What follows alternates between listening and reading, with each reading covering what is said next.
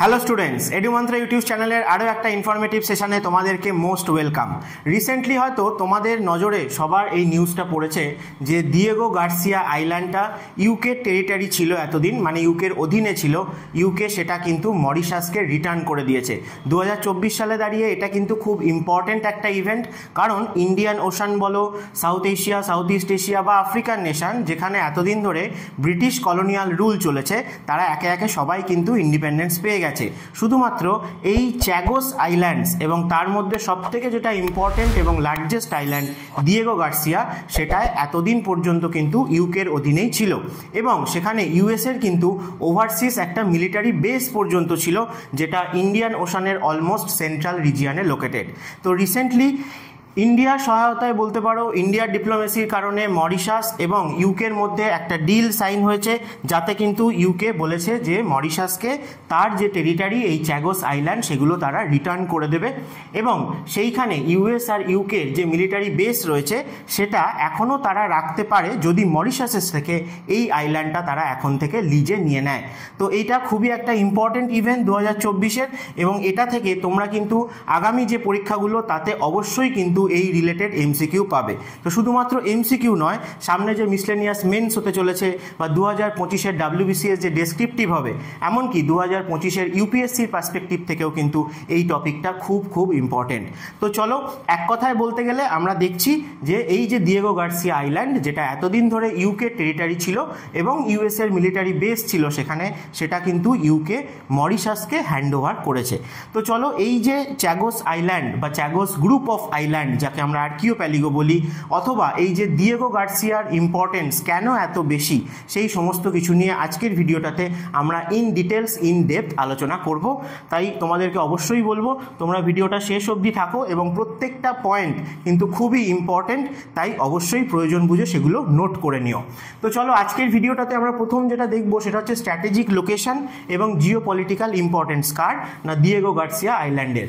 Next হচ্ছে যে geography of Diego Garcia. এই আইল্যান্ডটা একটা স্পেশাল টাইপের কোরাল আইল্যান্ড, যাকে আমরা অ্যাটল বলে থাকি। তাহলে অ্যাটল কাকে বলে, কিভাবে তৈরি হয়, সেটাও আমরা জানবো, এবং কিভাবে এটা ইউকের আন্ডারে গেছিল, কারণ এর আশেপাশে অন্যান্য কান্ট্রি বলতে আমরা মরিশাস, মালদ্বীপ, সেইচেলস এদেরকে পেয়ে থাকি, কিন্তু ইউকের আন্ডারে কি করে গেল এই টেরিটরিটা, আর সেটা ইউকের আন্ডারে থাকা সত্ত্বেও ইউএসএ কি করে ইন্ডিয়ান ওশানে তাদের নিজেদের মেনল্যান্ড থেকে এত দূরে একটা মিলিটারি বেস তৈরি করতে পারলো, আর কিভাবে ইন্ডিয়ার হেল্প নিয়ে মরিশাস এই ডিলটা ক্র্যাক করেছে ইউকের সাথে, তারা তাদের পুরনো টেরিটরি আবার ফেরত পেয়ে গেছে, বা বলতে পারি আমরা যে দিয়েগো গার্সিয়া বা চ্যাগোস আইল্যান্ড আবার ইন্ডিপেন্ডেন্স পেয়েছে। এবং সব কিছু জানার পরে আমরা কিছু এমসিকিউ ডিসকাশন করব এই দিয়েগো গার্সিয়া আইল্যান্ড রিলেটেড, যে সমস্ত এমসিকিউ আগে বিভিন্ন পরীক্ষায় হচ্ছে সেইগুলো। তো চলো, মেন টপিকে যাওয়ার আগে তোমাদের একবার বলে দিই যে 2024-এর WBCSকে টার্গেট করে এডুমন্ত্রায় নতুন ব্যাচ কিন্তু অলরেডি শুরু হয়ে গেছে, এবং এখানে প্রথম থেকেই কিন্তু ইন ডেপথ কনসেপচুয়ালি মেন্সকে ফোকাস করে পড়ানো হয়। প্রত্যেক সাবজেক্টের জন্য আলাদা আলাদা এক্সপিরিয়েন্স টিচার রয়েছে। আমাদের সিট কিন্তু খুব লিমিটেড, তাই যারা যারা তোমরা 2024-এর WBCSকে ক্র্যাক করার টার্গেট নিয়েছো, তারা অবশ্যই এডুমন্ত্রের সাথে যোগাযোগ করো।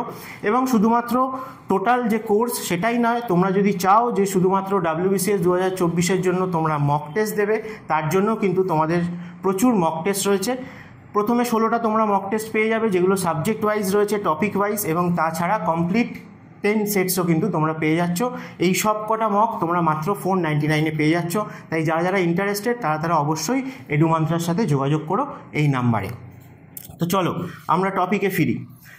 তাহলে এই যে চ্যাগোস আর্কিওপ্যালিগো, সবার প্রথম আমরা দেখে নিই যে চ্যাগোস আর্কিওপ্যালিগোর লোকেশনটা কোথায়। তোমরা দেখতে পাবে যে আমাদের ইন্ডিয়ান ওশানের একদম সেন্ট্রাল রিজিয়নে, অর্থাৎ আমাদের যে লাক্ষাদ্বীপ রয়েছে তার সাউথে মালদ্বীপস রয়েছে, মালদ্বীপসের আরেকটু সাউথে এখানে আমরা একটা গ্রুপ অফ আইল্যান্ডসকে পাই, আর গ্রুপ অফ আইল্যান্ডসকে আমরা বলি আর্কিওপ্যালিগো। এর নাম হচ্ছে চ্যাগোস। এখানে যে সমস্ত মানুষজন বসবাস করেন তাদেরকে বলা হয় চ্যাগোসিয়ান। তো সেই জন্য এটাকে আমরা চ্যাগোস আর্কিওপ্যালিগো বলে থাকি। তো এই চ্যাগোস আর্কিওপ্যালিগো আমরা দেখব যে তার প্রচুর আরও আইল্যান্ড রয়েছে। দিয়েগো গার্সিয়াই একমাত্র আইল্যান্ড নয়। আমরা যদি এখানে দেখতে পাবো যে সলোমন আইল্যান্ড, হ্যাঁ, তারপরে Nelson island, eagle island, danger island, হ্যাঁ, এগমন্ট আইল্যান্ড, এরকম প্রচুর আইল্যান্ড নিয়ে কিন্তু এই আর্কিওপ্যালিগোটা তৈরি। তো এই যে চ্যাগোস আর্গিওপ্যালিগো সেটা ইন্ডিয়ান ওশানের অলমোস্ট সেন্ট্রাল রিজিয়নে রয়েছে, এবং এই দিয়েগো গার্সিয়া আইল্যান্ড যেটা এত নিউজে আসছে সেটা হচ্ছে এই আর্কিওপ্যালিগোর মধ্যে সবথেকে বড় আইল্যান্ড এবং ইন্ডিয়ান ওশানের সেন্ট্রাল রিজিয়নে লোকেটেড। তাই জন্য এর যদি আমরা স্ট্র্যাটেজিক লোকেশনের ইম্পর্টেন্স দেখি, তোমরা দেখবে যে আমাদের আফ্রিকান যে নেশনসগুলো বা মিডল ইস্টের যে কান্ট্রিগুলো রয়েছে তাদের সাথে যে মেরিটাইম ট্রেড হয়ে থাকে, অস্ট্রেলিয়া বলো, সাউথ ইস্ট এশিয়ার নেশনসগুলো বা ইস্টার্ন এশিয়ার যে কান্ট্রিগুলো মানে চায়না, জাপান, কোরিয়া, এদের কথাও যদি আমরা বলি, তো সেই মেরিটাইম ট্রেড রুটের কিন্তু অলমোস্ট সেন্ট্রাল রিজিয়নে এই আইল্যান্ডটা লোকেটেড, এবং ইন্ডিয়ান ওশানের মধ্যেও দেখবো আমরা সেন্ট্রাল রিজিয়নে। তাই জন্য এর স্ট্র্যাটেজিক ইম্পর্টেন্স খুবই বেশি। তো সেই জন্য কার দখলে দিয়েগো গার্সিয়া থাকবে সেই নিয়ে বরাবরই কিন্তু একটা যুদ্ধ চলেছে। তো গোটা আর্কিওপ্যালিগোটা তোমরা এখানে দেখতে পাচ্ছ যে গ্রেট চ্যাগোস ব্যাংক বলে যেটা আছে, এটাই এর একদম সাউদার্ন সাইডে দিয়েগো গার্সিয়া বলে আইল্যান্ডটাকে তোমরা এখানে ছবিতে দেখতে পাচ্ছ। আদার্স আইল্যান্ডও কিন্তু এখানে রয়েছে। আচ্ছা, এর সঙ্গে যেটা আসি যে এর শুধুমাত্র স্ট্র্যাটেজিক ইম্পর্টেন্স নয়, আমরা যদি দিয়েগো গার্সিয়ার একটু জিওগ্রাফি খেয়াল করি তাহলে আমরা দেখব যে আইল্যান্ডটা কীরকম রিং শেপের দেখতে। তো এইরকম রিং শেপের কোরাল আইল্যান্ডকে আমরা বলে থাকি হচ্ছে অ্যাটল। তাহলে অ্যাটল কাকে বলবো না, ring shape coral island with a lagoon in it centre. তোমরা এখানে ছবিতেই দেখতে পাচ্ছ যে এর সেন্ট্রাল পোর্শনে কিন্তু একটা ওয়াটার বডি রয়েছে যেটা কিন্তু মেন ওশানের সাথে কোনো একটা জায়গায় কানেক্টেড, আর আদারওয়াইজ এইখানে যে কোরাল আইল্যান্ডটা তৈরি হয়েছে সেটা কিন্তু একটা রিং শেপে। তো চলো দেখে নিই অ্যাটল কিভাবে তৈরি হয়, কারণ এই অ্যাটল জিনিসটা খুব ইম্পর্টেন্ট, কারণ আমাদের লাক্ষাদ্বীপেও কিন্তু এরকম অ্যাটল পাওয়া যায়, এবং ইন্ডিয়ান ওশানের মধ্যে লার্জেস্ট অ্যাটল কোনটা না এই দিয়েগো গার্সিয়া আইল্যান্ড। তো অ্যাটল কিভাবে তৈরি হয় না, জেনারেলি আমরা দেখব যে ধীরে ধীরে কোনো একটা ওশানিক আইল্যান্ডকে বেস করে যখন কোরাল বাসা বাঁধতে শুরু করে তখন প্রথম পর্যায়ে এটা একটা ভলক্যানিক আইল্যান্ড ছিল, এবং পরবর্তীকালে এই ভলক্যানোটা যখন এক্সটিংক্ট হয়ে যায় তখন দেখা যায় যে এই ভলক্যানিক আইল্যান্ডের আশেপাশে কোরাল এসে বাসা বাঁধতে, কোরাল জমা হচ্ছে। তো সেই রকম সাবমার্জড কোরাল রিফ যখন তৈরি হয় তখন আমরা তাকে বলি ফ্রিঞ্জিং রিফ, এবং পরবর্তীকালে আরও কোরাল এখানে ধীরে ধীরে জমা হতে থাকে, এবং এই যে ফ্রিঞ্জিং রিফটা সেটা আস্তে আস্তে জলের ওপরে রাইজ করে যায় এবং একটা বেরিয়ারের মতো দেখতে লাগে। তো তখন আমরা তাকে বেরিয়ার রিফ বলে থাকি। যেমন তোমরা অস্ট্রেলিয়ার ইস্টার্ন সাইডে শুনে থাকবে যে গ্রেট বেরিয়ার রিফ, এটাই ওয়ার্ল্ডের মধ্যে লার্জেস্ট কোরাল রিফ। তো এই বেরিয়ার রিফ যখন ফর্মেশন হচ্ছে আস্তে আস্তে অনেক কোরাল যখন এই ভলক্যানিক আইল্যান্ডটাকে আশেপাশে ঘিরে ফেলেছে তখন দেখা যায় এর অরিজিনাল যে রক, সেই রকগুলো কি হয় না আস্তে আস্তে উইক হয়ে যাচ্ছে, সেগুলো এরোশন হয়ে যাচ্ছে, ডিগ্রেড হয়ে গিয়ে একটা সময় এই গোটা ভলক্যানিক আইল্যান্ডটা জলের তলায় আবার সাবমার্জড হয়ে যায়। এবং যখন এই আইল্যান্ডটা জলের তলায় সাবমার্জড হয়ে যায় তখন এই যে বেরিয়ার রিফটা তৈরি হয়েছিল সেটাও কিন্তু আরও স্ট্রংলি এখানে এক্সিস্ট করে, এবং তার ওপরে আমরা কিন্তু অন্যান্য ভেজিটেশন গ্রো করতে দেখতে পাই বা হিউম্যান সেটেলমেন্টও দেখতে পাই। আর এই যে ভলক্যানিক আইল্যান্ডটার যে অরিজিনাল রকগুলো ছিল সেগুলো যখন সাবমার্জড হয়ে গেছে তখন সেই জায়গাটায় এই বেরিয়ারের ইনসাইডে আমরা একটা লেগুনকে তৈরি হতে দেখতে পাবো। তাহলে আলটিমেটলি এই যে শেপটা ফর্মেশন হলো একে আমরা বলে থাকি অ্যাটল। তাই জন্য এক কথায় বলা হয় যে অ্যাটল হচ্ছে রিং শেপ কোরাল আইল্যান্ড যার সেন্টারে একটা লেগুন রয়েছে, এবং দিয়েগো গার্সিয়া ইন্ডিয়ান ওশানের largest atoll island, atoll coral island বলতে পারো। এবং আমাদের ইন্ডিয়ার মধ্যে এরকম টাইপের অ্যাটল কোথায় পাওয়া যায় অবশ্যই মনে রেখো যে লাক্ষাদ্বীপে আমরা কিন্তু এরকম টাইপের অ্যাটল দেখতে পাই। নেক্সট চলো WBCS ছাড়াও বলি যে মিসলেনিয়াস প্রিলিমিনারি তো হয়ে গেল, কিন্তু মিসলেনিয়াস মেন্স 2025-এ হবে। তো মিসলেনিয়াস মেন্সকে টার্গেট করে এডুমন্ত্রাও কিন্তু নতুন ব্যাচ শুরু হচ্ছে যেখানে প্রত্যেকটা সাবজেক্ট কিন্তু ডেসক্রিপটিভ ওয়েতে যেমন মেন্স হয় মিসলেনিয়াসের সেরকমভাবে তোমাদেরকে পড়ানো হবে। এবং এই যে টপিকটা নিয়ে আমি আজকে আলোচনা করছি এটারও ইম্পর্টেন্স কিন্তু এই মিসলেনিয়াস মেন্সে রয়েছে। এবং শুধুমাত্র মিসলেনিয়াস বা WBCS নয়, তাছাড়াও যদি দেখো কলকাতা পুলিশ বলো, rail, NTPC, RPF, SSC, GD এবং কম্বাইন আরও যা এক্সাম হয় সেইগুলোর জন্য কিন্তু এডুমন্ত্রায় নতুন ব্যাচ 2025-এর জানুয়ারি থেকে শুরু হচ্ছে। তাই তোমরা যারা যারা ইন্টারেস্টেড অবশ্যই এডুমন্ত্রার নাম্বারে কন্ট্যাক্ট করো। নেক্সট চলো, ডিয়েগো গার্সিয়ার জিওগ্রাফি আমরা যেমন দেখলাম এটা একটা কোরাল আইল্যান্ড বা অ্যাটল, সেরকমই আমরা এবারে একটু ডিয়েগো গার্সিয়ার হিস্ট্রির দিকে নজর দিই। তাহলে পরে আমরা বুঝতে পারবো যে ইউকে আর ইউএসএ কিভাবে এখানে এলো এবং কেন প্রেজেন্টলি আবার মরিশাসকে এই ডিয়েগো গার্সিয়া আইল্যান্ডটা রিটার্ন করে দেওয়া হলো। তা চ্যাগোস আর্কিওপ্যালিগোর কথাই বলি, কারণ ডিয়েগো গার্সিয়া এই আর্কিওপ্যালিগোর একটা আইল্যান্ড। আর আর্কিওপ্যালিগো কাকে বলে না, গ্রুপ অফ আইল্যান্ডকে আর্কিওপ্যালিগো বলে। তাই আমরা ইন্ডিয়ার ক্ষেত্রেও সেরকম আন্দামান নিকোবর আর্কিওপ্যালিগো বা লাক্ষাদ্বীপ আর্কিওপ্যালিগো এইরকমভাবে কিন্তু রেফার করে থাকি। তো এই চ্যাগোস আর্কিওপ্যালিগোর সবথেকে বড় আইল্যান্ড ডিয়েগো গার্সিয়া, সেই জন্য ডিয়েগো গার্সিয়া নিয়েই কথা বলেছি। তো সব থেকে প্রথম আমরা যদি দেখি যে প্রায় 1600 খ্রিস্টাব্দের কাছাকাছি এই ডিয়েগো গার্সিয়া আইল্যান্ডটাকে প্রথম ইনভেট করে হচ্ছে পর্তুগিজরা, কারণ পর্তুগিজরা সেই সময় অনেক বেশি পরিমাণে নৌ বাণিজ্য করত। তো সেইভাবেই তারা প্রথম এটা আবিষ্কার করে। তারপরে ধীরে ধীরে নেপোলিয়ান যখন ফ্রান্সে রুল করছে সেই সময় ফ্রান্সের অধীনে চলে আসে নিয়ার অ্যাবাউট 17th সেঞ্চুরির কাছে। তো এই চ্যাগোস আর্কিওপ্যালিগো একদম প্রথম কিন্তু ফ্রান্সের টেরিটরি হিসেবেই ছিল, ফ্রান্সের অধীনেই ছিল।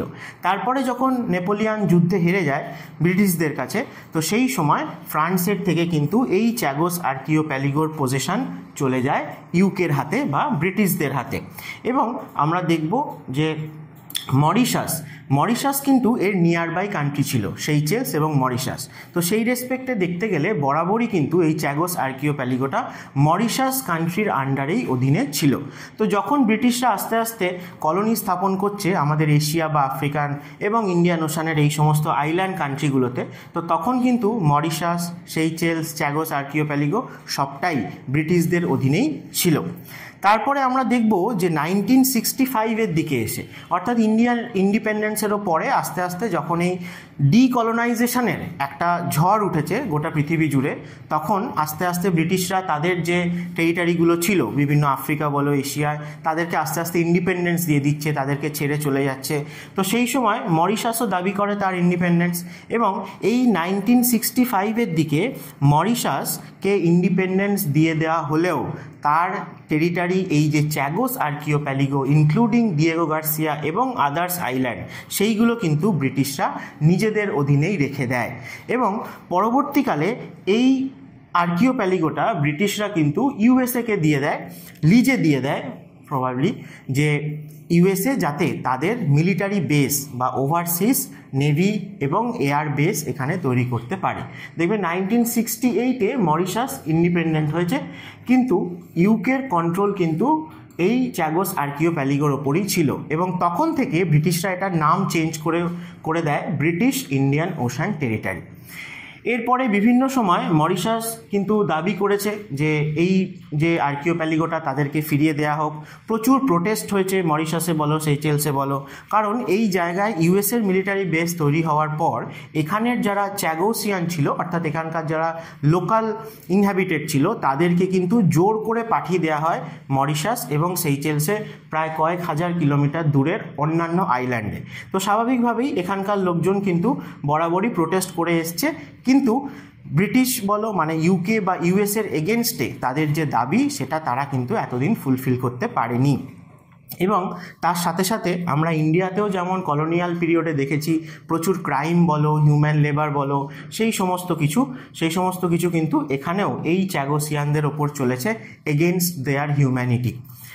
এরপরে 1982-এ আমরা দেখব যে চ্যাগোসিয়ানদের জন্য যেহেতু বারবার তারা প্রোটেস্ট করছে, তো ইউকে গভর্নমেন্টের তরফ থেকে কিছু ট্রাস্ট ফান্ড টাইপের কিন্তু দিয়ে দেওয়া হয়েছে, কিন্তু সেটা খুবই সামান্য ছিল।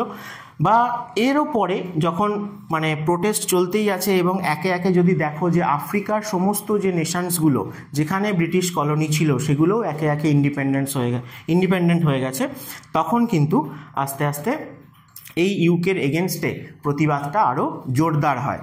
এবং ইউকের যে হাইকোর্ট সেখানে কিন্তু প্রথম কেস হয়, এবং ইউকের হাইকোর্ট জানায় যে হ্যাঁ ঠিকই ইউকে ইল্লিগালি কিন্তু এই জায়গাটা অকুপাই করে রেখেছে।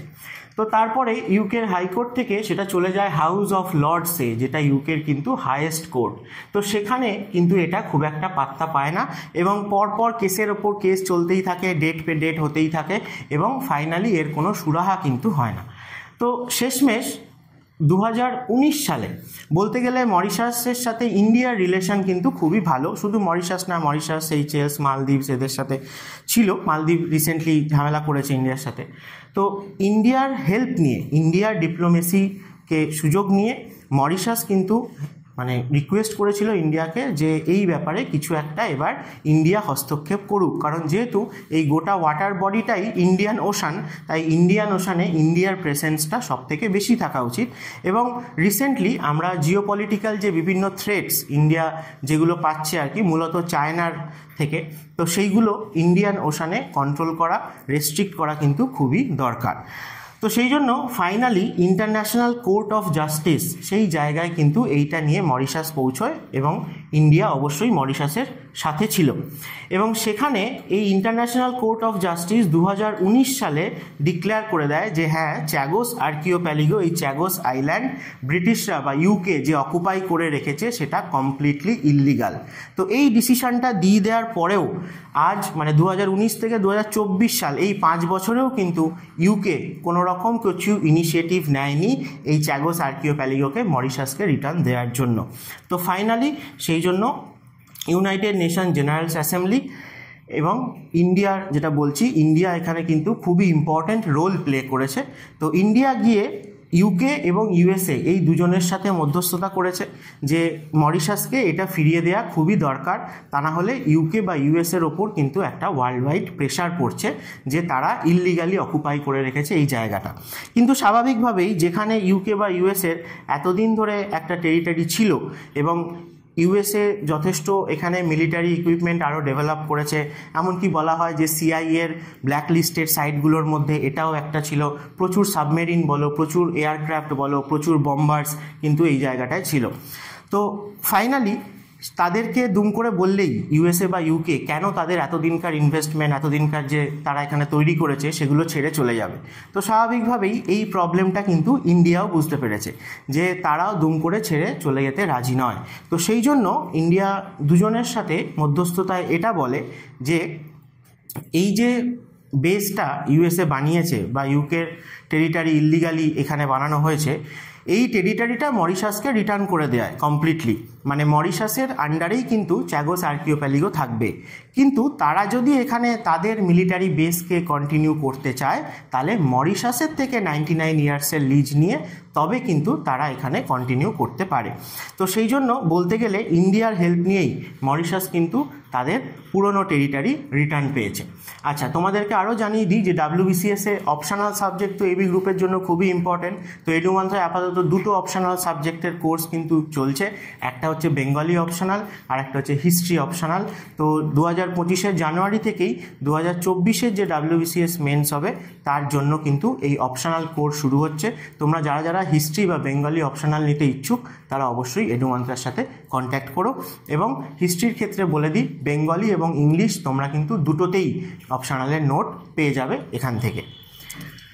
তো যাই হোক, যেটা বলছিলাম, তো দিয়েগো গার্সিয়ায় যে ইউএসএর মিলিটারি বেস ছিল সেখানে মনে করা হয় সবসময় অলমোস্ট প্রায় 5000 সেখানে মিলিটারি পার্সোনাল প্রেজেন্ট থাকতো এবং বোম্বার জেট, এয়ারক্রাফট ক্যারিয়ার, বিভিন্ন নেভাল শিপ বলো, এমনকি সিআইএর একটা ব্ল্যাক লিস্টেড সাইট হিসেবেও কিন্তু এটা পরিচিত ছিল। তো এই যে আমাদের ইন্ডিয়ার হেল্প নিয়ে মরিশাস ফাইনালি তাদের টেরিটরিটা রিটার্ন পেল, তো সেখানে ইন্ডিয়ার অবশ্যই খুবই সুখ্যাতি করেছে মরিশাস। এটাও বলেছে যে ইন্ডিয়া না থাকলে এই ডিলটা কিন্তু করা পসিবল হতো না। তো এখানে তোমরা দেখছোই যে এখানে একটা all side win win situation তৈরি হয়েছে। মানে শুধু মরিশাসকে রিটার্ন করে দিয়ে ইউকে বা ইউএসএ চলে যেত এটা সম্ভব ছিল না, তাই জন্যই কিন্তু ইন্ডিয়া এখানে ইন্টারফেয়ার করেছে এবং ইন্ডিয়া দুজনকেই বুঝিয়েছে যে মরিশাস যেমন তার টেরিটরি ফিরে পাচ্ছে, কিন্তু এতদিনকার যে ইউএসএর ইনভেস্টমেন্ট এই দিয়েগো গার্সিয়া আইল্যান্ডে সেটা তারা কেনই বা ছেড়ে যাবে। তো সেই জন্য মরিশাসকে রিটার্ন করে দেওয়ার পর মরিশাসের থেকে এই টেরিটরিটা তারা আবার লিজে নিয়ে তাদের আর্মি বেসকে এখানে মেনটেন করতে পারে, কারণ এটা ইন্ডিয়ার জন্য খুব ইম্পর্ট্যান্ট।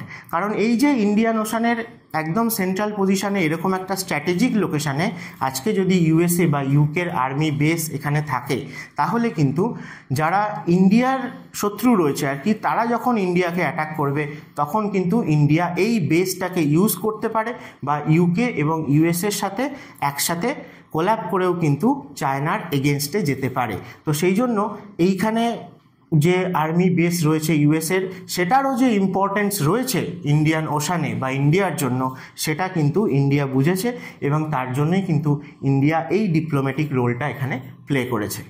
তো সেই জন্যই ইন্ডিয়া ওয়েলকাম করেছে যে এটা একটা হিস্টোরিক এগ্রিমেন্ট আমরা বলতে পারি between United kingdom and Mauritius, যেটা একটা লং স্ট্যান্ডিং যে চ্যাগোস আর্কিওপ্যালিগো ডিসপিউট ছিল, সেটার ফাইনালি একটা সুরাহা হলো।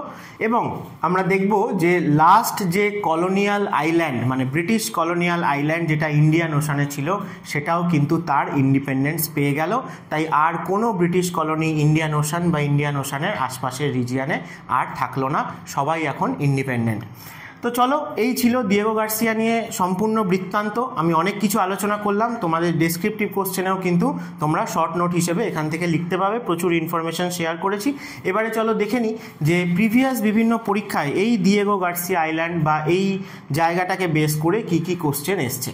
দেখো, ফার্স্ট কোশ্চেন বলেছে which of the following statement is correct regarding to the geographical location of Diego Garcia island. তাহলে তোমরা চারটে অপশান দেখতেই পাচ্ছ, বলো এর মধ্যে কোনটা রাইট হবে। না, এখানে আমরা দেখব যে option B, Diego Garcia is the part of Chagos archipelago in the Indian Ocean. এবং কোথায় রয়েছে বললে, ইকুইটোরিয়াল রিজিয়ানে রয়েছে, মালদ্বীপের কিছুটা সাউথে রয়েছে, সেইচেলসের কিছুটা ইস্টে রয়েছে, মরিশাসের কিছুটা নর্থে রয়েছে। চলো, which country retained sovereignty over Diego Garcia despite its military use by another nation? তাহলে কে হবে না, দিয়েগো গার্সিয়ার সোভারেনিটি কোথায় ছিল, ইউনাইটেড কিংডমের আন্ডারে ছিল, কিন্তু রিসেন্টলি সেটা মরিশাসকে আমরা রিটার্ন করে দিয়েছি। আচ্ছা, in which year was the Chagos archipelago including Diego Garcia controversially separated from Mauritius? যেটা আমি বলছিলাম যে 1964-65 এই সময়তে বাকি অন্যান্য নেশনসের চাপে পড়ে ইউকে কিন্তু মরিশাসকে ইন্ডিপেন্ডেন্ট করে দেয়, কিন্তু তার এই টেরিটারি দিয়েগো গার্সিয়াকে কিন্তু নিজের কাছেই রেখে দিয়েছিল, ব্রিটিশ ইন্ডিয়ান ওশান টেরিটারি এই নাম দিয়ে।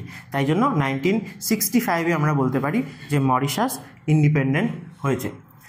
আচ্ছা, নেক্সট বলেছে যে which is the primary purpose of US military base located on Diego Garcia. তাহলে এই যে দিয়েগো গার্সিয়া আইল্যান্ডে ইউএসএ তার মিলিটারি বেস তৈরি করেছিল, তার মেন পারপাস কী ছিল? তার মেন পারপাস ছিল naval and air operation support in Indian ocean. এমনকি বলা হতো যে ইউএসের ওভারসিজ মিলিটারি বেস যত রয়েছে, তার মধ্যে তার নিজের মেনল্যান্ড থেকে সব থেকে দূরে কোনটা রয়েছে না, এই দিয়েগো গার্সিয়াই কিন্তু ছিল।